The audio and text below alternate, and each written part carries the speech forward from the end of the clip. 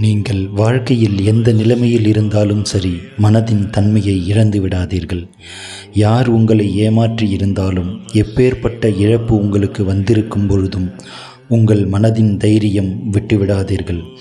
இந்த பிரபஞ்ச சக்தி எப்பொழுதும் உங்களை பார்த்து கொண்டே இருக்கிறது.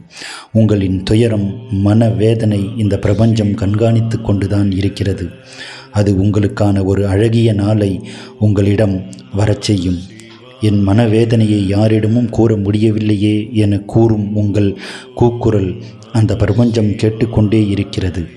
தைரியமாக இருங்கள். எப்பொழுதும் மனதில் நல்ல வலிமை மிக்க நேர்மையான எண்ணங்களை பதிய வைத்து கொண்டே இருங்கள். எந்த நிலையிலும் உங்களது நேர்மை, அன்பு, அறிவு, நன்னடத்தை, தைரியம், சுயமரியாதை இவை தளர்ந்து விடும்படி நடந்துக்காதீர்கள். உங்கள் வாழ்வில் கடினமான, துயரமான, தோல்வியுற்ற நிலை வரலாம். மற்றவரின் ஏமாற்று வேலை, வஞ்சகம், துரோகம், பழிசொல் இவற்றிற்கு கூட ஆளாக நேரலாம். அல்லது அப்படி உங்களை சுற்றி உள்ள மனிதர்கள் மாற்றிவிடலாம். ஆனால் ஒருபொழுதும் நீங்கள் நீங்களாகவே இருங்கள். நீங்கள் எப்பொழுதும் நல்ல முறையில், நேர்மையுடன், புதிய முயற்சிகளுடன், சிறு புன்னகையுடன், எல்லா நிலையிலும் மனம் தளராமல் முழு வெற்றி பெற்ற மனிதனாக முயற்சி செய்வதைத்தான் இந்த கடவுளோ, இயற்கையோ, பிரபஞ்சமோ இவற்றிற்கு மிகவும் பிடித்த குணமாக ஏற்றுக்கொள்ளும். தோல்வி வரும்பொழுது கற்றுக்கொள்ளுங்கள். வெற்றி வரும்பொழுது அடுத்த நிலைக்கு நகருங்கள். குழப்பம் வரும்பொழுது வேறு வேலை செய்ய துவங்குங்கள்.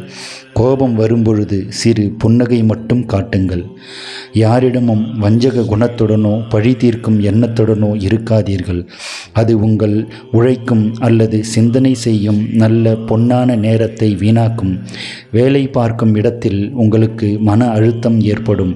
அதிக வேலை, வேலைக்கேற்ற ஊதியம் இல்லாமை, வேலை பார்க்கும் இடத்தில் உங்களை சுற்றி நடக்கும் ஏமாற்று வேலை, அநீதி போன்றவைகள் உங்களை எரிச்சல் அடைய செய்யலாம். காத்திருங்கள்.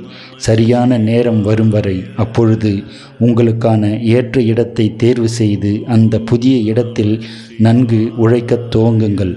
அதுவரை வேலைக்கு உண்மையாக உழைப்புடன் இருங்கள். அந்த செயல் உங்களை வலிமை உள்ளவர்களாக, யாரும் குறை கூற முடியாத ஒரு மிக திறமைசாலியாக உங்களை அந்த காலகட்டம் மாற்றும்.